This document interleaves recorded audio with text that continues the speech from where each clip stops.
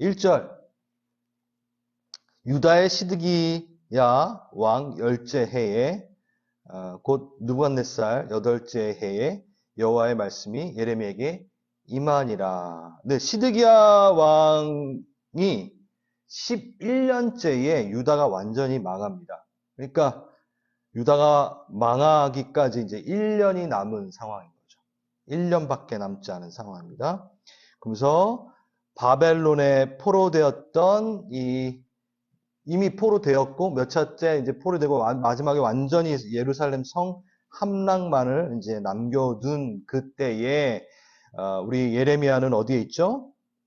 선지자 예레미야는 유다의 왕의 궁정에 있는 시위대 뜰에 갇혔느니라. 예, 시위대 뜰에 갇힌 예레미야.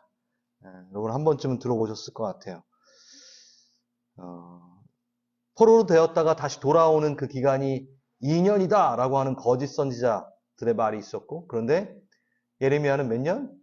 70년이라고 하니까 그걸 들은 시드기야 왕이 당연히 잡아 넣었겠죠. 그리고 왜? 4절에 보면 시드기야는 갈대인의 손에서 벗어나지 못하고 반드시 바벨론의 왕의 손에 넘겨지바 되리니. 그러니까 자기 보고 이제 시드기야 왕 본인에게 바벨론 왕에게 넘겨진다고 하니 얼마가 화났겠어요. 지금 시위대 뜰에 갇혀 있습니다. 그때에 이제 어떤 일이 일어나면 이것도 되게 유명한 파트인데 보시면 시위대 뜰에 있는 그 상태예요. 그때 보라, 하나님의 말씀이 임합니다. 7절 보라, 내 숙부 살룸의 아들 하나멜이 너한테 와서 뭐라고 하냐면 아나돗에 있는 내 밭을 사라. 이 기업을 물을 권리가 내게 있느니라. 8절에 보면은 예레미야가 내가 이것이 여호와의 말씀인 줄 알았으므로 어떻게 하냐면 아나돗에 있는 밭을 사게 됩니다. 하나멜의 밭을 아나돗에 있는 하나멜의 밭을 누가? 시대뜰에 갇혀 있는 예레미야가 사게 됩니다. 그러면서 하나님께서 뭐라 그러시냐면 너는 이 증서 곧 봉인하고 봉인하지 않은 이 매매 증서를 가지고 토기에 담아 오랫동안 보존하여라. 뭐 이들은 믿지 않겠지만 아마 이게 70년 후에 봉인이 풀리겠죠. 네. 15절 이 땅에서 집과 밭과 포도원을 다시 사게 되리라 하셨다 하니라. 아나돗의 밭을 사라고 하나님께서 예레미야에게 말씀하실 때 솔직히 말해서 예레미야는 너무 황당할 수밖에 없겠죠. 이미 본기는 지금 시대뜰에 갇혀 있는 상태인데 그 밭을 사서 뭐합니까? 그런데 또 그 밭 또한 이미 바벨론에게 넘어간 땅이에요. 아나돗, 본인의 이제 고향 땅이죠, 예레미야에겐. 근데 그 아나돗이란 땅은 몰락한 제사장들이 모여 살던 땅, 가치가 없는 땅, 역세권이 아닌 거예요. 아무튼 그걸 무가치한 땅이죠. 당장 나라가 망했는데 무슨 소용이 있어요? 내일 상장 폐지되는 주식을 사라. 뭐 이런 얘기랑 똑같은 거죠. 그런데 사라 합니다. 믿음 없으면 사지 못하죠. 이것도 이제 시청각 교육처럼 왜 사라 하셨는가 보면은 언젠간 고향 땅으로 돌아오게 될 것이다. 회복될 것이다. 라는 것을 시청각 교육을 통해 보여주시기 위한 하나님의 하나의 방식이죠. 그리고 이제 보면은 37절, 여기 나와 있죠. 그들을 모아들여 이곳으로 돌아오게 하여 안전히 살게 할 것이니라. 그리고 40절에 영원한 언약을 그들에게 세우고 나를 경외함을 그들의 마음에 두어 나를 떠나지 않게 하고. 여러분 이게 31장에 나왔던 거 기억나시죠? 영원한 언약. 하나님의 그 언약을 두 돌판에 두지 않고 어디에? 마음에 두겠다라는 그 내용이 다시 한번 나오기 시작합니다. 그러면서 그들이 이 땅에 다시 심겨지리라. 그러니까 회복에 대해서 얘기하고 있습니다. 자, 이걸 보면서 우리는 무엇을 볼 수 있을까? 언약을 세우시는 하나님의 방식을 보게 됩니다. 이 하나님이 일하시는 방식이 어떤가요? 잘 보십시오. 터무니없고 투자 가치가 없어 보이는 것을 사라 하시면서 언약을 세우십니다. 그러니까 그럴듯한 방법으로 언약을 세우지 않으세요. 우리가 보기에는 요 정도 해야지 그 언약이 실천되는 데 있어서 좀 멋들어지게 보여질 것 같아. 근데 그 방식으로 안 하시고 정말 터무니없는 방식, 전혀 회복되지 않을 것 같은 방식, 가치 없는 방식, 그것을 들어서 하나님께서는 언약 삼으시고 그것이 이루어지는 것을 통해서 하나님의 언약을 성취하시는 분이시다라는 것을 이렇게 공표하십니다. 이게 무슨 얘기냐? 성경에서는 계속 그게 반복이 돼요. 뭐냐면 문둥병 걸린 나아만 장군 아시나요? 그렇죠? 여러분 이거 잘 알죠? 엘리사에게 가서 고침을 받으려고 했는데 엘리사 선지자가 뭐라 그래요? 조그마한 그 요단강 땅에 가가지고 뭐 씻어라. 나아만은 내 동네에도 엄청난 큰 강이 있는데 고작? 그러니까 항상 하나님께서 하시는 방식이 이렇게 초라한 방식을 선택해서 그것을 통하여 언약의 광대함, 언약의 그 크심을 보여주시는 것으로 하나님의 일하는 방식을 삼습니다. 그게 바로 십자가도 동일한 거죠. 정말 터무니없는 초라한 방식. 어떻게 메시아가 백마 타고 와야 되는데 그래야 언약이 이루어지는데 그쯤에서야 언약이겠구나 라고 할 수 있는데 그게 아니라 정말 터무니없는 초라한 방식 십자가를 통해서 꼭 십자가에 매달아지면 어떻게 될 것 같아요? 손해보는 방식, 실패의 방식. 이건 실패야. 이건 손해가 될 것 같아. 이미 뺏긴 그 땅을 사라. 아나돗의 그 땅을 사라. 그 방식 아니에요. 실패의 방식. 근데 그것을 통하여 하나님은 대반전. 그러니까 우리가 보면은 이 부분을 적용할 수 있어요. 여러분 너무나 힘들고 고난 가운데 있으십니까? 거기에 하나님의 언약이 묻혀지고 하나님의 언약이 손대어지면은 하나님은 일부러라도 그 방식을 가장 좋은 방식으로 갚아내실 반전의 하나님이라시는 거죠. 내 생각에는 내 삶에 풍요롭게 하는 것이 오히려 의미 있는 방식이라고 할 수 있는데 오히려 내 삶 가운데 고난의 방식을 통하여 하나님의 언약을 이루시는 것도 우리는 적용할 수 있죠. 그닥 투자해도 돌아올 것 같지 않은 것에 투자하게끔 또 하시는 방식. 여러분이 더 나은 삶을 살기 위해서는 어떤 거에 투자하셔야 될 것 같아요? 집에. 그쵸? 내 육체에. 그러니까 그 방식이 아니라는 거야. 그것으로 하나님은 언약 삼으시지 않으시고 우리에게 선물로 주시지 않으시고 되게 무가치할 것 같은 것에 투자하라 하십니다. 영혼에 대해 투자하라 하십니다. 이렇게 얘기하지만 진짜 영혼에 대해 투자하는 게 가치 있어 보이나요? 여러분? 별로 가치 있어 보이지 않잖아요. 눈에 안 보이잖아요. 내가 영혼을 위해 기도하고 누군가에게 화해의 손을 내밀고 복음을 전하고 눈에 보이지 않아요. 근데 그 방식으로 하나님은 우리에게 갚으십니다. 왜 그렇게 하실까요? 그런 가치 없는 것에 대해서도 하나님이 명하실 때 움직이는 겸손한 자, 듣는 자, 순종하는 자에게 하나님의 언약을 베푸시기 때문이에요.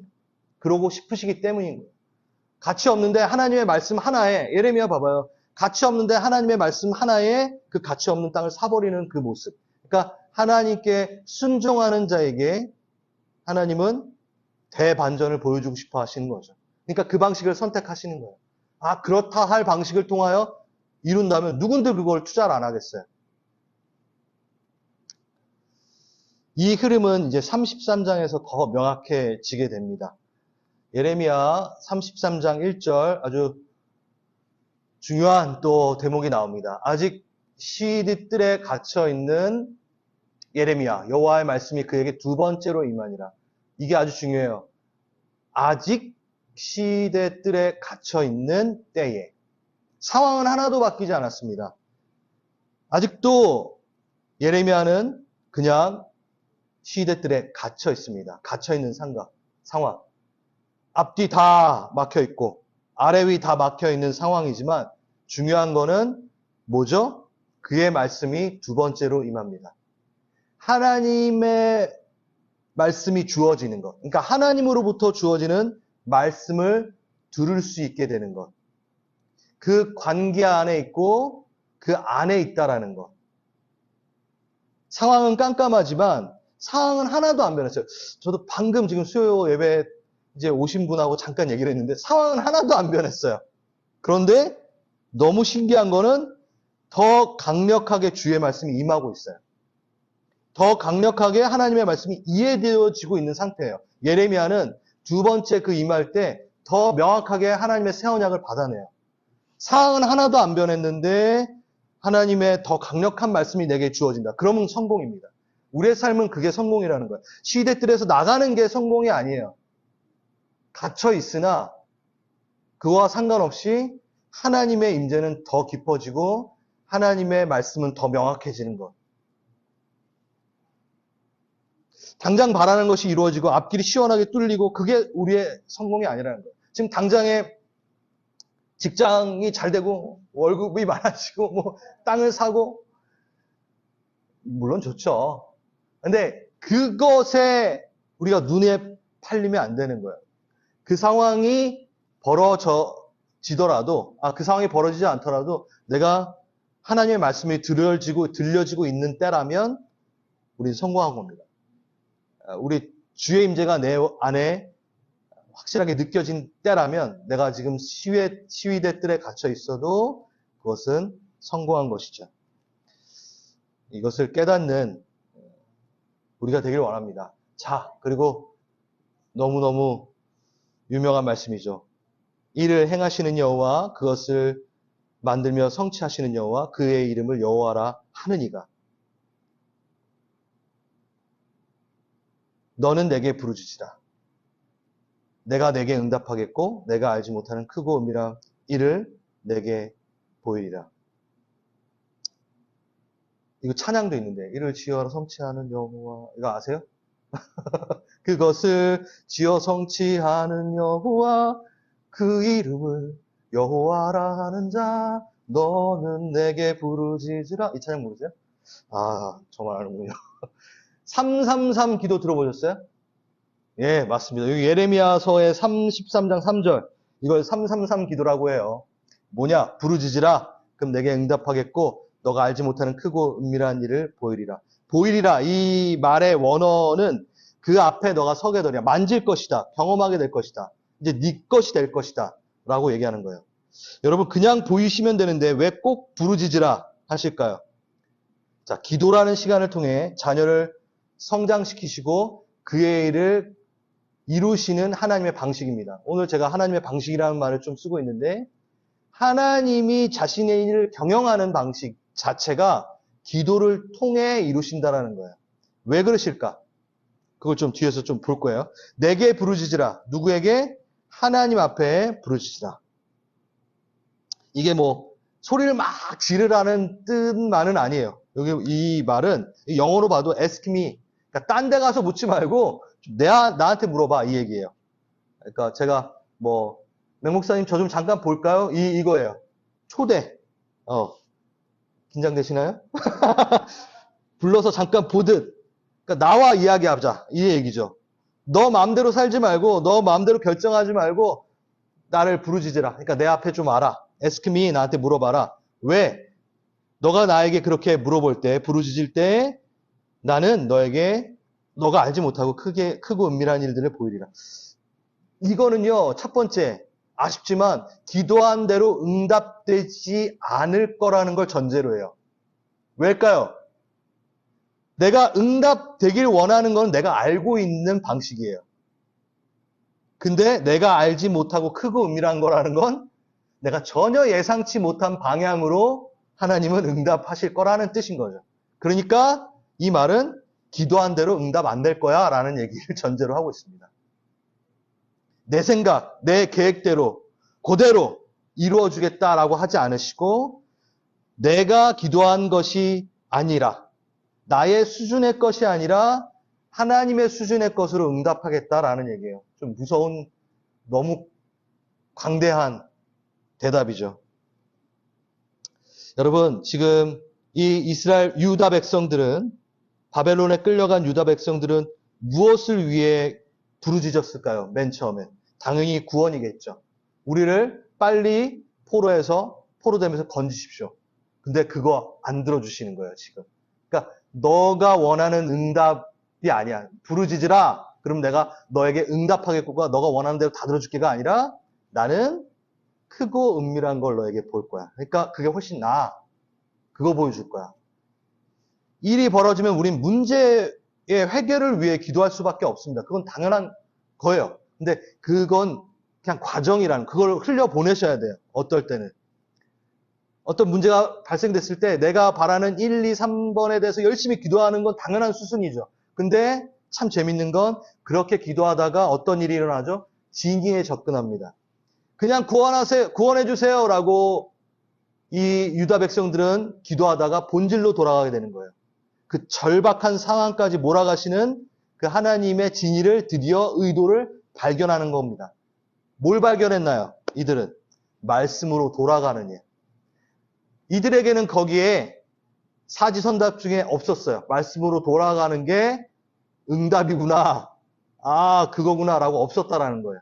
그냥 빨리 구원을 해주세요. 이거였죠. 여러분 다들 경험 있으시잖아요. 하나님의 진짜 뜻을 발견하게 되는 그 과정. 딱 무릎 꿇고 앉았는데 맨 처음엔 내가 원하는 대로 막 기도해요. 막 쏘아붙여요. 하나님께. 근데 시간이 지날수록 하나님의 뜻을 가르쳐 주시는 그 시간들. 이게 대표적으로 사무엘서에 나오는 한나의 기도. 한나가 어때요? 급박하게 첩이 들어와서 나를 깔보는데 빨리 아들 하나 주십시오. 자식 하나 주세요. 자식 없으면 한탄하기 시작하면서 지극히 개인적인 기도로 들어갑니다. 그런데 그 기도 가운데 내가 알지 못하는 크고 비밀한 일들. 그러니까 하나님의 슬픔을 보게 되는 거예요. 하나님의 말씀이 끊어진 이 시대에 대한 하나님의 자식이 없음을 보게 됩니다. 그러니까 내 자식 말고 하나님의 말씀을 선포할 자식, 진짜 자녀가 없는 거예요. 그때 한나가 깨닫게 됩니다. 사무엘을 하나님 주실 때 어떻게? 이 시대의 아픔을 하나님과 함께함으로 사무엘을 드리는 일들이 생기는 거죠. 맨 처음에 한나가 무릎 꿇고 앉았을 때는 크고 은밀한, 크잖아요. 크고, 우리는 되게 작고 다 아는 것을 응답을 바라요. 근데 크고, 전혀 생각지도 못한 크고 은밀한 비밀들을 한나는 갖게 되는 거죠. 너무 멋있잖아요. 이겁니다. 그래서 하나님의 의도. 그러니까 하나님의 의도는 기도라는 과정 가운데 경험이 됩니다. 그러니까 기도하는 자리를 여러분 지치하지 마세요. 그러니까 기도해도 안 들어주시는데 이러고 끝난다면 아주 기도의 얕은 어린아이의 수준과 같은 거죠. 내가 기도의 자리로 나간다는 것은 크고 은밀한, 나는 알지 못하는 정말 크고 기가 막힌 하나님의 방법을 내가 맛보게 될 것이라는 기대를 갖고 앉는 거지, 내가 원하는 대로 이루어질 것이라는 것을 기대로 갖고 그 자리에 있는 게 아닌 거죠. 우리는 기도라는 과정을 통해서 그 하나님의 뜻을 경험하게 됩니다. 아멘? 아멘. 그런데 정말로 이제 이 예레미야 33장에 나오는 내가 알지 못하는 크고 은밀한 그 일이 무엇인지 14절에 이제 나와요. 그게 뭐냐? 14절에 이스라엘의 집과 유다의 집에 대하여 일러준 선한 말을 성취하는 날이 이르리라. 이게 이제 하나님께서 말씀하시는 크고 은밀한 비밀의 이야기죠. 15절 다윗에게서 한 공의로운 가지가 나게 하리니 그가 이 땅에 정의와 공의를 실행할 것이라. 17절 이스라엘 집에 왕에 앉을 사람이 다윗에게 영원히 끊어지지 아니할 것이며. 여러분 다윗 왕조는 유다 왕조죠. 유다 왕조는 시드기야에서 끝납니다. 벌써 예언되어 있잖아요. 시드기야 끝납니다. 그런데 여기 33장 뒤로 가보니까 예레미야가 다시 듣는 건 다윗의 왕조가 다시 살아나는 거예요. 그러니까 400년의 침묵을 끊고 누가 나타나시는 거죠? 우리가 잘 알고 있는 예수 그리스도, 그 다윗의 한 공의로운 가지. 여러분 여기 보면은 가지라는 단어가 넷제르라는 단어입니다. 그래서 예언적으로 성취가 되죠. 나사렛 예수 그리스도. 넷제르가 나사렛이에요. 그러니까 나사렛이라는 그 공간 안에 한 가지에 다윗의 자손 가운데 그 나사렛이라는 그 가지 아래 누가 공의로운 정의와 공의를 실행할 그 메시아가 나타날 것이다. 그 얘기를 하는 거죠. 그럼 나사렛 예수 이름으로 일어나 걸으라. 이게 공식적인 표현이잖아요. 사도행전 2장에 보면은 나사렛 예수 이름으로 일어나 걸으라. 이게 뭐냐면 나사렛이라는 그 이름의 공표가 뭐냐면 다윗의 한 공의로운 가지에게서 그 이름으로 명하노니라는 공식적인 표현이에요. 그러니까 그냥 지명을 얘기하는 게 아니라는 거죠. 그러니까 예언 그대로 이루어지는 그 다윗의 자손 그 한 가지에서 나온 공의로운 자의 이름으로 명하노니 일어나 걸어라 이 얘기예요. 그래서 우리가 나사렛 예수 이름으로 명하노니 귀신아 떠나가거라. 이게 지명 얘기하고 떠나가라 그런 게 아니라 뭐죠? 다시 다윗의 왕조의 한 그 가지의 이름으로 명하노니 예수 이름으로 명하노니 너는 묶임을 놓고 떠나갈지어다. 일어나 걸으라. 이렇게 얘기하는 거죠. 이렇게 기도라는 과정을 통해서 뭐요? 예수 그리스도라는 존재를 만나게 됩니다. 그러니까 내가 알지 못하고 크고 은밀한 일 자체가 뭐냐? 예수 그리스도 그 존재라는 거죠. 이건 조금 상징적이고 좀 영적인 좀 더 깊게 들어가서 풀어봐야 될 이야기지만 여러분 여기 앉아 계시고 수협에 참석하시는 분들은 이해가 될 거예요. 내가 최초에 앉았던 기도의 응답의 원함 그 무릎에서 머물다 보니까 남는 건 뭐냐? 크고 은밀한 비밀한 일 누구? 예수가 남는구나. 그럼 기도의 자리 가운데 뭐가 남게 되냐면요. 예수와 나와의 관계가 남아요. 그게 기도의 응답으로 끝날 때가 많아요. 되게 재밌네요. 예. 방금 수요예배 전에 나눴던 어떤 자매와의 대화 가운데 응답은 하나도 안 되는데 그 자리의 끝자락에는 내가 뭘 누리고 응답으로 받고 일어나느냐? 예수와의 친밀한 그 나눔, 관계, 그 공감, 거함, 그게 기도의 응답으로 남고 끝날 때가 있다는 거죠. 문제는 하나도 변화된 건 없는데. 그게 진짜 기도 응답이라는 거예요. 지금 여기서 말하는 게. 진짜 크고 은밀한 거를 너에게 보여. 예수를 너에게 주리라. 우리가 뭐가 다르게, 제가 이거는 준비한 건 아닌데, 가끔 이렇게 유튜브 보면은, 저는 이제 보통 딴 걸 안 보고, 이렇게, 설교에 이렇게 접목될 만한 그런 것들을 보잖아요. 그럼 그런 게, 이렇게, 뭐라 그러죠, 그거? 연관 검색? 알고리즘을 타고 막 해가지고, 막 좋은 말들, 막 이런 말들 하는 게 이제 나와요. 그럼 뭐, 법률스님 막 나오는 말도 뭐 이렇게 나와요. 그러니까 저 한번 봐요. 그리고 유명한 상담가들, 심리학자들. 그 얘기 들어오면, 여러분, 교회에서 하는 얘기랑 그렇게 틀릴 게 없어요. 착하게 살아라. 용서해라. 다 그래요. 근데 그거랑 틀린 유일한 한 가지가 뭐죠?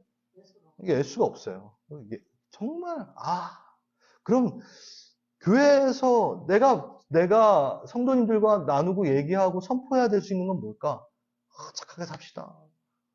욕심 가지지 마세요. 용서해 주세요. 용서합시다. 뭐 그거 할 수도 있어요. 당연히 우리 교회에서 그 얘기를 해야죠. 근데 분명히 다른 건 예수밖에 없구나. 그러니까 제가 말씀을 준비하면서도 그러네. 우리의 기도라는 그 과정 가운데 정말 만나야 되고 마지막으로 응답받아야 될 것은 예수밖에 없구나라는 그거구나. 그렇더라고요. 네, 계속 가겠습니다. 이러다 흐름을 놓치면 안 되죠. 33장 25절. 이제 언약에 대한 부분을 좀 이야기합니다.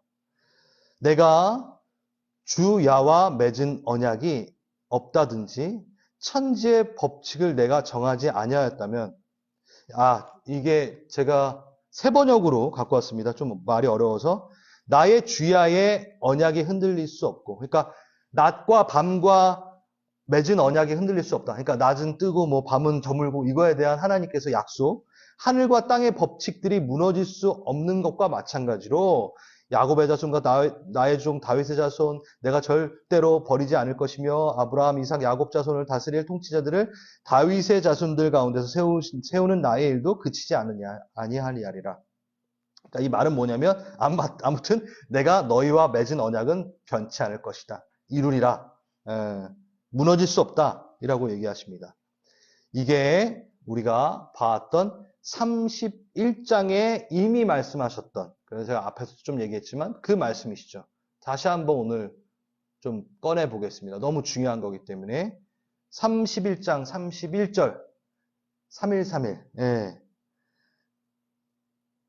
새 언약을 맺으십니다. 이스라엘 집, 유다 집에서. 그리고 33절에 보면 곧 내가 나의 법을 그들의 속에 두며 그들의 마음에 기록하며 나는 그들의 하나님 되고 그들은 내 백성이 될 것이라. 그리고 34절에 그들이 다시는 각기 이웃과 형제를 가리켜 이르기를 너는 여호와를 알라 하지 아니하리라.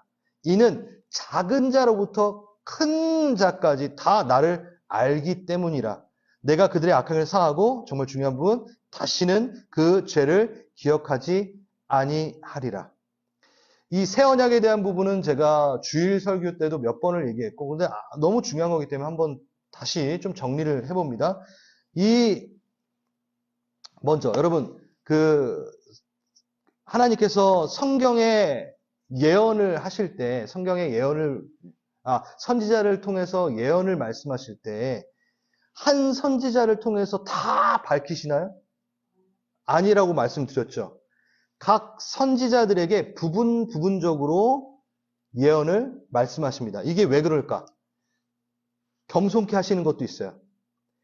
그러니까 예레미야도 하나님의 그 크신 전체적인 은밀하고 크고 비밀한 그것들이 공의로운 하는 예수 그리스도를 예언했지만 이 부분을 완벽하게 예언하지 못해요.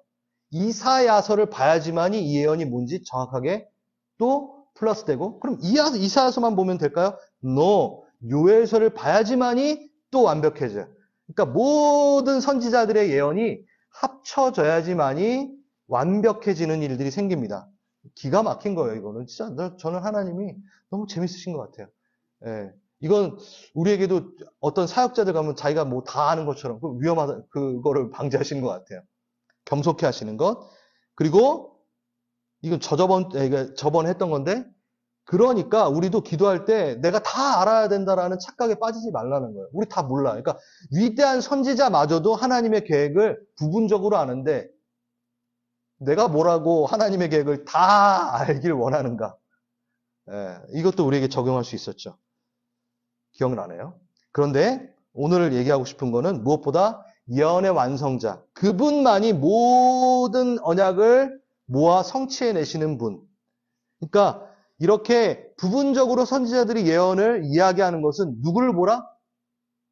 선지자 보지 말고 예수 보라라고 하는 그 큰 뜻이 들어가 있는 거죠.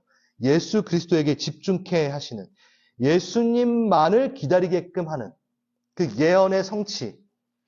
그래서 새 언약의 특징은 뭐가 있어요, 여러분? 새 언약의 특징? 법을 마음에 두고 기록하겠다라는 특징이 하나 들어가 있습니다. 그렇죠? 한마디로 해서 모든 이가 이제 부인하지 못하도록 다 그 마음에다 그 법을 심어서 다 알게 하겠다. 아주 낮은 자나 큰 자나 다 성령을 통한, 그때는 국수적으로 제사장이라든가 모세를 통해서 이렇게 하나님이 자신을 나타냈는데, 아니 새 언약, 그 돌판 말고 이제 새 언약은 어떻게 아주 낮은 자나 큰 자나 상관없이, 종이나 자유자나 상관없이, 여자나 남자나 상관없이 성령이 그 안에 들어가셔서 그 언약을 지켜내실 거야 라고 하는 특징이 있죠. 그리고 또 하나 뭐였죠? 그 죄를 기억하지 않는 특징이 있다. 예수 그리스도의 십자가를 통하여 다시는 그 죄에 대해서 하나님이 기억하지 않으실 거라는 아주 큰 두 가지의 특징이 들어가 있는 거예요. 그러니까 예수가 들어가 있고 누가 들어가 있어요? 성령이 들어가 있는 거죠. 새 언약 안에는. 새 언약 안에는 마음에 그 법이 심겨지는데 그게 바로 성령님이시잖아요. 이게 진짜 재밌는 게 새 언약을 처음부터 주시면 되는데 왜 옛 언약 다음에 새 언약을 이렇게 주셨을까? 네. 한번 볼게요. 사랑하는 자들아, 요한이 쓴 겁니다. 내가 새 계명을 너에게 쓰는 것이 아니다. 그러니까 지금 여태까지 요한 1서에 우리 사도 요한이 뭐라고 했냐면 서로 사랑하라, 막 사랑해야 되고 막 이 얘기를 쫙 얘기를 해요. 그러면서 나는 새로운 걸 너한테 쓴 게 아니야. 처음부터 가진 옛 계명이야. 이거 구약에도 써놓은 거야 라고 얘기한 거야. 옛 언약이야. 다시 내가 너에게 새 계명을 쓰는데 그것은 너희에게도 참된 것이고 이는 어둠이 지나가고 참빛이 벌써 비춰졌음이니라. 이게 말은 좀 어려운데 이게 뭐냐면 여러분 옛 언약과 새 언약의 모양이 그 내용이 다를까요? 틀릴까요? 죄송하지만 똑같아요. 왜냐하면 바리새인이 와가지고 율법사가 와가지고 예수님한테 물어보잖아요. 율법 중에 제일 가는 것이 무엇입니까? 그거 지금 신약을 말하는 게 아니에요. 구약의 그 율법을 말하는 거잖아요. 그 율법에 대해서 제일 가는 것이 무엇입니까? 딱 두 개인데 줄이면은 뭐 하나님을 사랑하고 내 이웃을 사랑하라다라고 얘기하잖아요. 신약에서 새롭게 주신 하나님의 계명, 예수 그리스도의 계명이 뭐죠? 똑같아요. 하나님 사랑하고 이웃 사랑하느니라. 그러니까 그 계명의 옛 언약의 그 내용에 대한 부분은 틀릴 게 전혀 없어. 그러면 뭐가 달라졌느냐? 그것을 실행하는 우리가 누구로부터 달라졌다? 예수 그리스도라는 그 기점으로부터 달라졌기 때문에 이제 이건 새 언약이고 새 계명이 되어버리는 거죠. 옛 율법은 전적으로 죄가 들통나게 하는데 사용되는 거고 그래서 그것을 순종하지 말라라는 얘기가 아니라 옛 계명 중에 순종하지 말아야 될 아주 악한 계명이 있나요? 없죠. 10계명만 보더라도 내 이웃을 사랑하는 것들이 다 나오잖아요. 그렇죠? 하나님 사랑하고 나머지 5개는 또 이웃을 사랑하는 것. 간음하지 말라. 이게 나쁜 계명인가요? 아니라는 거죠. 이 옛 계명은 근데 뭐요? 어떤 기능? 이거를 내가 할 수 없는 존재라는 것을 깨닫게 함으로 사용되어지고 새 계명은 여전히 내가 못하나 누구와 함께? 예수 그리스도의 능력으로 내가 어떻게 성령이 내 안에 계심으로 그것들을 순종해 나가는데 겨우겨우 해나가는 것이 아니라 자발적으로, 사랑으로, 인격의 헌신함으로, 율법의 원칙의 헌신함이 아니라 예수 그리스도의 인격의 헌신함으로 내가 그와 함께 걸어가며 순종으로 그것을 걸어가는 그 자체가 완전한 새로운 계명이다. 새 언약이다라고 얘기하는 거죠. 아주 중요한 내용인데. 그래서 어떻게 해요? 새 언약의 특징은 그 법을 마음에 두고 모든 이가 부인하지 못하도록 성령이 가르치시는 것. 그리고 우리가 그것에 대해서 넘어지고 또 자빠지나 다시금 그 죄 가운데서 일어나 걸을 수 있도록 예수님께서 십자가를 통하여 그 죄를 기억해 안 하시며 다시 새 피조물로 끊임없이 우리가 서로 걸어갈 수 있게 하시는 이 특징. 그러니까 여러분 새 언약은 이 두 가지 특징을 이야기하고 있는데 에스겔서 제가 이걸 가져왔나 모르겠네. 안 가져왔네요. 에스겔서에 보면은 이 예레미야 31장에서 33장 나온 그거가 설명이 되고 있어요. 내 법을 너의 마음에 두고 기록할 것이다 라고 했잖아요. 근데 그 법이 누구신지 그때 어디에 예레미야서에 나오지 않은데 에스겔서에 나와요. 에스겔서 36장 새 영을 너희 속에 두고 새 마음을 너에게 주되 너희 육신에서 굳은 마음을 제거하고 부드러운 마음을 줄 것이며 새 영이 요게 딱 등장합니다. 예레미야에서는 등장하시지 않아요. 그러니까 이게 성령님이구나. 그러니까 제가 아까 말했잖아요. 다 선지자의 그 예언마다 하나로 완성될 수 없는 거예요. 그 법이 성령님이셨어? 이렇게 되는 거예요. 예. 그리고 36장 27절에 내 영을 너희 속에 두어 너희로 내 율례를 행하게 하리니 너희가 내 규례를 지켜 행할지니라. 새 영이 왔는데 옛 언약 다 이제 무가치하니까 순종 안 해도 돼라고 하지 않아요. 새 영이 들어와 이제 행하게 된다라고 얘기하고 있는 거죠. 제가 지금 방금 말씀드렸던 그게 이제 이어지는 거죠. 예. 옛 언약과 새 언약, 옛 계명과 새 계명의 그 순종에 대해서는 바뀐 게 없어요. 근데 내 영이, 그러니까 성령이 함께 하심으로 그것을 지켜 행하는 우리가 되는 거죠. 그게 어디에 또 나오나요? 사도행전. 제가 여기 다 써놨죠? 사도행전 2장에 뭐라고 돼 있어요? 성령의 강림이 딱 있고 나서 베드로가 일어나서 얘기하잖아요. 이건 곧 선지자 요엘을 통하여 말씀하신 것이다.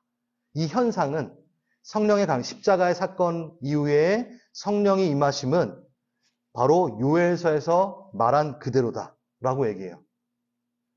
요엘서 한번 읽어보겠습니다. 2장. 후에 내가 내 영을 만민에게 부어주리니 자녀들은 예언할 것이요. 이거잖아요. 늙은이는 꿈을 꾸고 젊은이는 이상을 볼 것이며 그때 내가 또 내 영을 남종과 여종에게 부어줄 것이며 누구든지 여호와의 이름을 부르는 자는 구원을 얻으리라. 여러분 이게 요엘서에 나왔던 게 아까 예레미야서와 중첩되는 걸 보이시나요? 누구든지. 그러니까 낮은 자나 큰 자나 어떻게 해요? 하나님의 뜻을 알게 되는 일이 일어날 것이다 라고 얘기하잖아요. 그게 이거예요. 내 영을 남종과 여종에게 작은 자나 큰 자나 자녀나 그러니까 이거는 누구에게나 라는 거죠. 누구에게나 성령이 임하여서 하나님을 알게 되는 것. 그 얘기를 하고 있어요. 그러면 지금 다 따라오고 계시죠? 오늘 좀 성경 공부하는 것처럼 아주 지금 성경 전체를 지금 보고 있어요. 왜냐하면 이 새 언약의 아주 중요한 파트를 하고 있기 때문에 이 사도행전 2장에서 그 요엘서의 예언을 확인한 그 사람들은 다 누구였죠? 유대인이었어요. 이스라엘이었어요. 네. 베드로? 네, 맞아요. 유대인이었어요. 이스라엘이었어요. 유다 족속, 이스라엘 사람들이었습니다. 그거를 본 사람들도 누구였죠? 디아스포라. 각국에 흩어져 있던 그 이스라엘이 다 모여가지고 오순절 다락방에서 그 사건을 보는 거예요. 각국의 난 곳의 말을 이들이 하고 있느니라. 방언을 막 말하는데 자기가 지냈던 곳의 말을 얘네가 한 번도 그 해외에 나가지도 않았는데 그 해외 말을 하는 거예요. 영어 막 하는 거예요. 막 스와힐리어 하고 막 스페인어 하는 거예요. 겨우 강원도 그 골짜기에 이렇게 모여있던 애들이 하나님의 영을 받아서 그 말을 막 하고 있는 거예요. 너무 놀란 거예요. 그게 뭐냐면 이게 그 사도행전에 보면요. 2장 9절에서 11절까지 천하 각국에 모여있는, 그러니까 그게 동서남북의 모든 곳에 그 이름들을, 나라 이름을 써놨어요. 그들이 모여요. 누가? 이스라엘이 모인 거예요. 예언적으로 보여주신 거예요. 예레미야서에 나오는 31장에 나오는 그것이 먼저 이미 성취되어 있는 것을 보는 거예요. 하나님의 이름 안에 그들이 모이게 됩니다. 요엘서가 언제 실현이 되나요?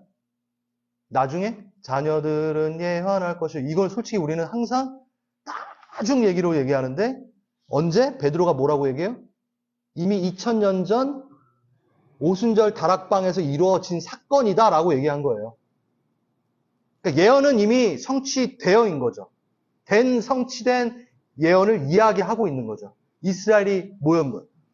이미 제자들의 입장에선 예레미야 31장과 에스겔서, 요엘서 다 이미 성취된 겁니다. 성취가 시작된 거. already 시작됐어요. 근데 다만 not yet인 거죠. 진짜 이제 천년왕국을 통하여 그때 시점을 통하여 온 이스라엘 백성들이 주께로 돌아오는 것은 남아있지만 이들 입장에서는 이방인들이 먼저 이 언약을 성취한 게 아니에요. 받아들인 게 아니에요. 이 언약을 본 게 아니에요. 이미 이스라엘 백성들, 유다 족속들, 이스라엘 자체가 이 언약의 성취를 벌써 맛본 거예요. 근데 베드로, 그래서 15장에, 사도행전 15장에 가보면 야고보가 이런 말을 하잖아요. 다윗의 무너진 장막이 다시 지어졌다. 그러니까 이미 성취됐다. 이걸 얘기하는 거예요. 이사야서, 아모스서에 나오는 다윗의 무너진 장막이 이미 성취돼 버린 거를 너희가 보느냐? 이 얘기를 하는 거예요, 야고보가. 그런데 모든 이방인들이 주를 찾게 될 것이라는 그 이사야서의 아모스에 나오는 그 다윗의 무너진 장막이 세워졌는데 왜 이방인들을 이렇게 괴롭게 하느냐? 그러니까 웬만한 거 말고는 다 허용해줘라. 그러면서 사도행전 15장에 이방인들이 예수 그리스도를 안에 있는 것, 그 이스라엘 그 다윗의 장막 안에 속하여지는 것을 허용하게 되는 그 장면이 15장에 나오는 거죠. 그러면서 에스겔서 37장에 새 언약이 등장을 합니다. 36장에서는 뭐라고요? 아까 그 언약, 그 영을 두고 마음에 두고 이게 나왔죠? 그리고 나서 37장에는 무슨 환상이 나오냐면 마른 뼈 환상이 나와요. 그게 누구냐면 이스라엘이에요. 근데 이스라엘에게 생기를 불어넣는, 성령을 아는 그 생기를 불어넣는 유일한 곳 누구? 교회가 그 역할을 하는 거예요. 그래서 우리가 이스라엘에게 복음을 전해야 되는 이유가 뭐냐면 아직 성령을 받지 않은, 아니 맨 처음에는 원래 이스라엘이 받았죠. 유다가 받았죠. 그런데 무슨 일이 일어나요? 로마서 11장 보면은 이방인의 수가 다 찰 때까지 이스라엘 사람들 가운데 일부가 완고해지리라. 그러니까 이미 이스라엘 땅에는 하나님의 영으로 예배하는 자들이 있어요. 근데 일부는 여전히 어떻게 완고해져서 돌아오지 않을 것이다. 왜? 이방인의 수가 다 찰 때까지는 이스라엘이 완전하게 회복은 얻을 수가 없어. 그러니까 하나님이 계획하신 거야. 그리고 로마서 11장 27절에 이것은 그들과 나 사이의 언약이니 내가 그들의 죄를 없앨 때에 이루어질 것이니라. 이렇게 마무리를 합니다. 그래요. 이게 내용이 솔직히 많은 건데 한번 쭉 해봤어요. 제가 정리한다고 생각하면서 이러면서 제가 예언의 통시성도 얘기하려고 했어요. 이렇게 보면은 예언 자체가 한 번에 이루어지고 끝나는 것이 아니라 산맥이 이루어지듯.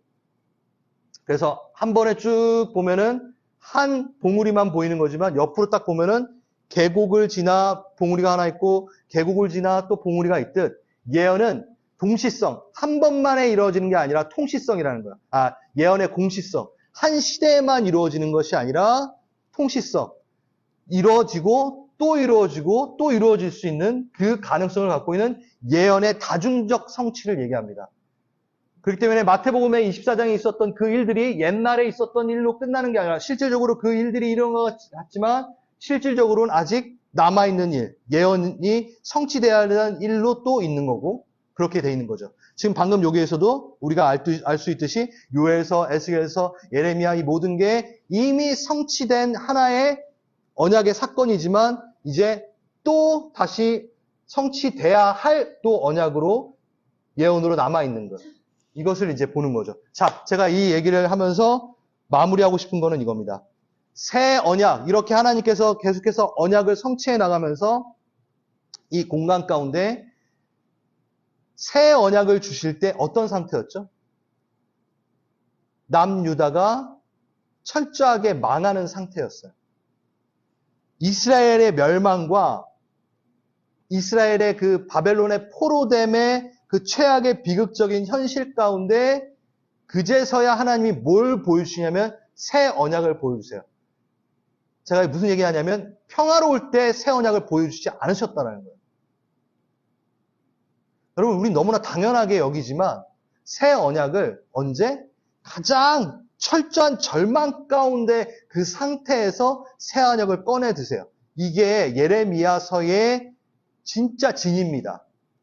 이 예레미야가 쭉 진행하는 가운데 30장과 33장에 뚝하니 우뚝 솟은 산맥처럼, 봉우리처럼 언약이 쫙 새 언약이 올라오는 거예요.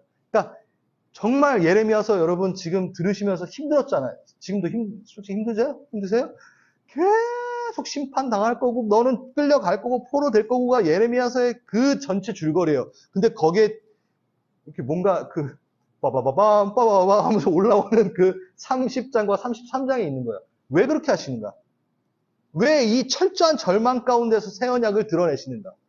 이건 정말 중요한 얘기입니다. 이 치명적인 상태에서 새 언약을 드러내시는 방법은 하나님의 방식인데 아까 맨 처음에 말했던 것처럼 우리를 괴롭게 하시려고 하는 것도 아니고 약을 올리시려고 하는 것도 아닌 내 죄로 인해 멸망되어지고 포로되어야 하는 나는 누구만이 새 언약만이 예수 그리스도만이 살릴 수 있는 존재라는 걸 보여주고 싶으신 거예요. 뭘 봐라? 예수를 봐라. 예언이 이렇게 막 가고 있는데 다 성취되고 막 이렇게 되는 것 같지만 완벽하지 않아. 왜? 누굴 봐라? 예수를 봐라. 똑같아요. 이 절망 가운데 새 언약을 드러내신 거는 너가 잘났을 때는 안 보여, 예수가. 너가 잘 풀릴 때는 그 언약을 못 봐. 근데 그 절망 가운데 너는 예수를 볼 수 있어. 라고 진리를 볼 수 있어. 크고 은밀한 일을 보게 되는 것은 절망 가운데서 너의 응답이 다 성취되고 너의 뜻이 다 이루어질 땐 결코 그 크고 은밀한 일을 못 봐.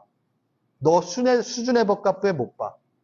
제대로 하나님의 뜻을 발견하는 것은 너가 절망 가운데 예수를 볼 수 있는 눈이 생기고 그때서야 너가 예수가 진짜 나에게 제대로 된 가장 큰 응답이구나를 보게 될 거야. 이게 예레미야서가 말하고 있는 거야. 가장 절망적일 때 드러나는 새 언약.